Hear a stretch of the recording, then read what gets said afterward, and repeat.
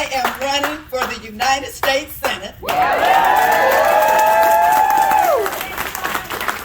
And let me be clear about this. And I'm running to win. I'm running to win. I'm running to win. I know that there are some people in the room, not everybody, but some of you may be wondering, why on earth would you want to run during these strange times? It's some strange times. I really have some other words that I could use, but there are children in the room, so I will stick with strange times, unusual times. You all know we're seeing what I call a new level of crazy. We're living in some strange times, so I know you may wonder, why on earth would you want to leave the House of Representatives, a place that I've come to love? I love working on behalf of the people, but let me tell you, Brevard County, my why is directly tied to my personal story. You see, tonight I stand before you as the daughter of a maid and a janitor. My father was a janitor, but he also mowed lawns and picked oranges and grapefruits. My dad used to do whatever he needed to do, Mayor, to keep a roof over our heads and food on our table. My mother was a maid, and I watched my mother work really hard to provide for us, to make sure we had clothes on the first day of school and clothes on Easter and new shoes to wear. My parents worked hard. I'm the youngest of 7 children. So I learned to fight a long time ago. But I am the first in my family to go to college. I made a decision in college that I would dedicate my life to public service. After college, I went to work as a social worker in Jacksonville, my hometown, working with abused, abandoned, and neglected children. We know that the life of a police officer, the job is tough, but you talk about a job that will truly break your heart. Working with abused, abandoned, and neglected children. From there, I joined the Orlando Police Department. Started off on midnight shift patrol and had the honor of working my way up through the ranks to become Orlando's 36th Chief of Police, and I love saying this part, and the first woman.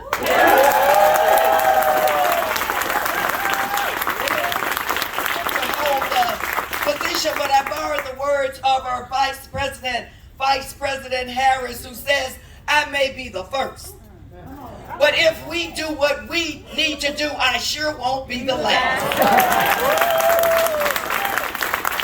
But there, the voters in Orlando sent their police chief to the House of Representatives. I serve on the Judiciary Committee. I serve on the Intelligence Committee. I serve on Homeland Security. I have the honor of chairing the Committee on the Emergency Preparedness, Response, and Recovery. Yes, Addison. I had the honor of defending our nation as an impeachment manager in the first impeachment trial against the same guy. And now I am running for the United States Senate, and guess what, Brevard County? I'm running to win. When I tell my story, think about it, the daughter of a maid and a janitor now running for the United States Senate, only in America. Is my story possible?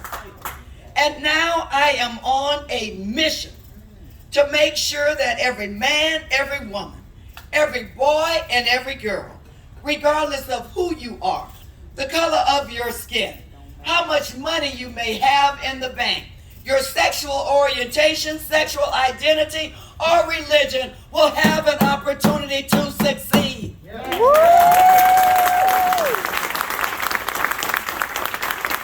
friend and colleague, the Majority Whip of the House of Representatives, James Clyburn, says it this way. He says we don't need to make America great again.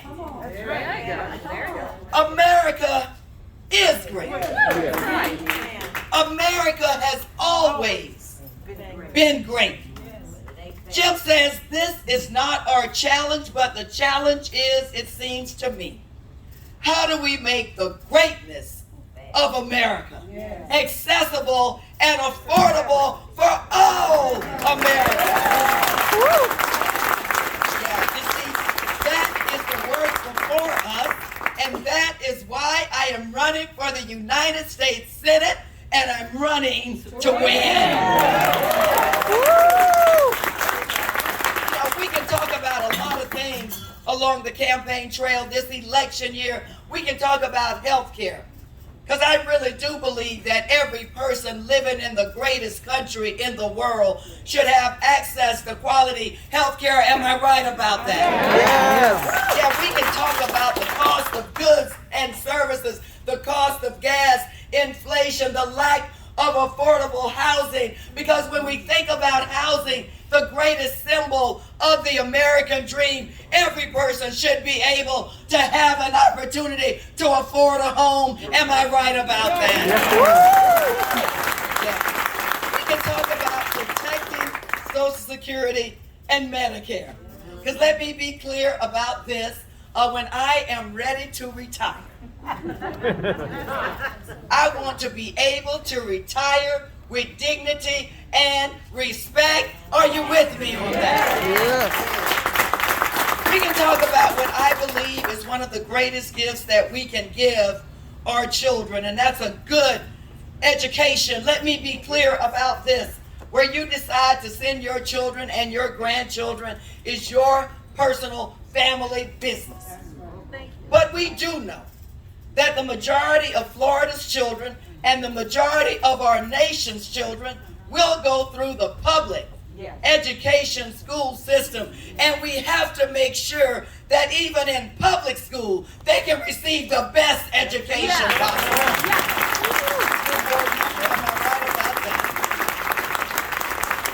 And after we invest in public education, how about paying our teachers what they are truly worth? You know what?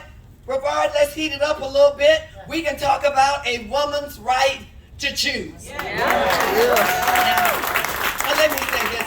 I really get sick and tired of having to repeat myself over and over again, but we have to repeat ourselves over and over again. We are going to continue to defend a woman's right to choose, defend a woman's right to privacy. We are going to fight and fight and fight some more for a woman's right to choose. Who in America would make a decision to be treated as a second-class citizen? Who in America would make a decision to be treated like property? No, we're not going back. We're not shutting up. We're not sitting down. We are going to fight for those constitutional rights. We can talk about gun violence. Y'all, as a police chief, my primary goal was the reduction of violent crime, and my second goal was the reduction of gun violence. How long will we sit back and watch our children being gunned down in first grade, in fourth grade, in high school, on a college campus? How long will we watch grocery shoppers being gunned down in a grocery store, people gunned down in a nightclub in my district in Orlando, people at a concert, in church, in a synagogue, at a movie theater, at a mall? We've got to do everything in our power to keep innocent people from being gunned down in innocent places.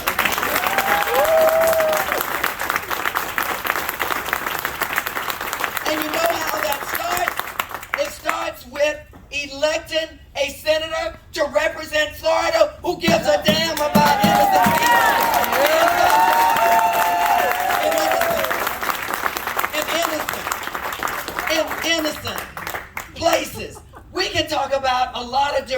things that you care about and things that I care about. But unless we protect the right to vote, everything that you care about and everything that I care about is at stake.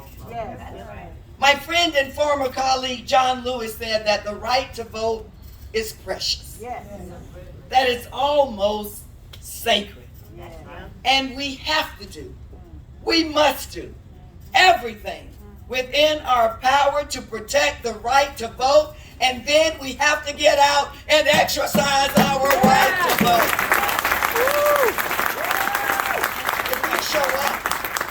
If we show up, their greatest fear is that we will unite and show up in the polls. Don't buy their story. Oh, that Florida's gone. Florida's too red. Oh, they can't do it. If we show up, we win.